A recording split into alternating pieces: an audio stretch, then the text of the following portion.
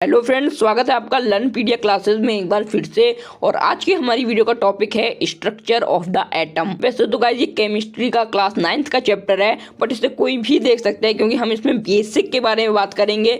जो भी स्टार्टिंग हुई है स्ट्रक्चर ऑफ द एटम, जो भी कंसेप्ट है पूरा गाइज, उसको हम गाइज आज इस वीडियो में डिस्कस करेंगे। और गाइज इस वीडियो को कंप्लीट देखने के बाद आपको पता चल जाएगा कि आखिरकार एटम के अंदर होता क्या है। सो गाइज एटम का स्ट्रक्चर जानने से पहले जरूरी है कि हम लोग जान लें एटम होता क्या है। ठीक है, वैसे आप में से कई लोगों को पता होगा कि एटम क्या होता है, और मैं वैसे ज़्यादा डेफिनेशन बताता भी नहीं हूँ, बट ये आपके एग्जाम में गाइस आ सकती है, क्वेश्चन हो सकता है what is an atom. So guys इसकी एक बहुत ही सिंपल डेफिनेशन है जो कि है it is the smallest particle of matter which can not be divided further. So guys exam में आप इस डेफिनेशन को बहुत ही आसानी से लिख सकते हो। वैसे इसका मतलब है कि एटम सबसे छोटा पार्टिकल होता है किसी मैटर का, जिसको हम और ज्यादा मतलब उसके टुकड़े नहीं कर सकते और उसको डिवाइड नहीं कर सकते। तो मतलब आप यहाँ से एक चीज आपको पता चल रही होगी कि एटम से छोटा कुछ नहीं होता, बट ये गलत है। एटम से भी छोटा होता है। साइंटिस्ट ने सोचा कि यार एटम भी तो किसी से बना होगा, एटम के अंदर क्या होता है। सो गाइस वही हम पढ़ेंगे कि आखिरकार एटम के अंदर क्या होता है,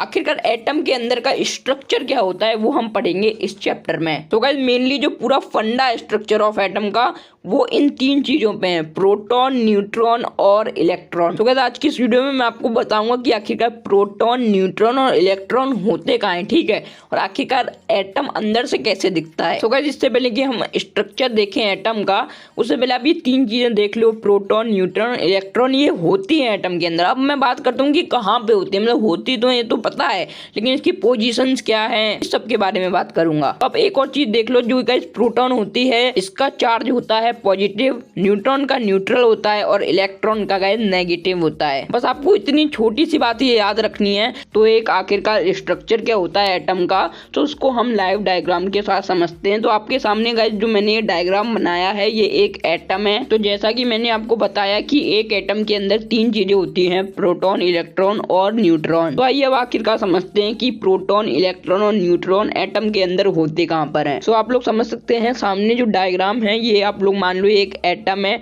ठीक है, ये एक एटम है। और आपको एक चीज याद रखनी है कि एटम के सेंटर में एक चीज होती है जिसको हम बोलते हैं न्यूक्लियस। तो बस ये एक छोटा सा कंसेप्ट है कि एटम के सेंटर में न्यूक्लियस होता है, और बहुत ही इंपॉर्टेंट है ये। आई होप आपको समझ में आ गया, बहुत सिंपल है यार ये। तो अब देखो मेन कॉन्सेप्ट क्या है। जो गाइस ये न्यूक्लियस होता है एटम के सेंटर में, इसी के अंदर होते हैं प्रोटॉन और न्यूट्रॉन।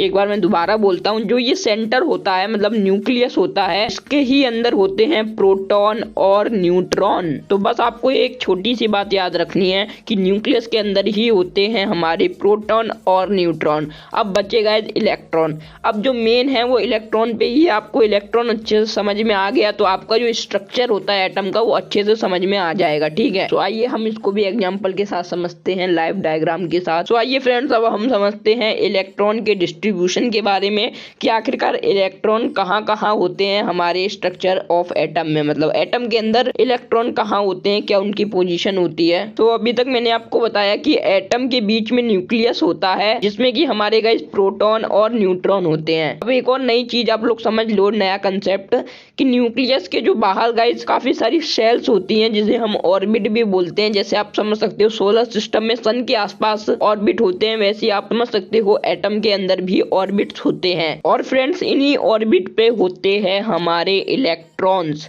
सो बेसिकली न्यूक्लियस के पास से ऑर्बिट होते हैं, इनका नाम होता है KLMNOP। मतलब आप कहीं तक भी ले जा सकते हो इसको, जितने नंबर ऑफ इलेक्ट्रॉन होंगे एलिमेंट के अंदर। अब आप लोग सोच रहे होंगे कि एलिमेंट क्या होता है, तो ये सब आपको समझ में आएगा जब ये आप पूरा चैप्टर कर लोगे, ठीक है। उसके बाद आप फिर से वीडियो देखना। सो अभी ये पूरा चैप्टर मैं इस वीडियो में नहीं करा रहा हूँ। इस वीडियो में बेसिकली मैं आपको एक ओवरव्यू दे रहा हूँ कि आखिरकार एक एटम दिखता कैसे है अंदर से, उसका एक स्ट्रक्चर क्या होता है। तो हमने अब समझ लिया कि जो इलेक्ट्रॉन होते हैं ये ऑर्बिट्स पर होते हैं, लेकिन हम ऑर्बिट्स पे कैसे होते हैं। सो इसका कैसे एक फॉर्मूला होता है, वो होता है 2n²। और इस फॉर्मूले से हम लोग पता कर सकते हैं कि आखिरकार एक शेल या फिर ऑर्बिट में कितने इलेक्ट्रॉन आ सकते हैं, ठीक है। अब जो n का मतलब होता है नंबर ऑफ सेल, मतलब कि सेल कौन सी है, और ये हमेशा हम गाइस न्यूक्लियस के पास से गिनते हैं। मतलब कि न्यूक्लियस के जो हमारी K शेल है, ये गाइस हमारी पहली शेल है, ठीक है। सो इसका n होगा 1, क्योंकि ये पहली शेल है, न्यूक्लियस के पास से गिनते हैं,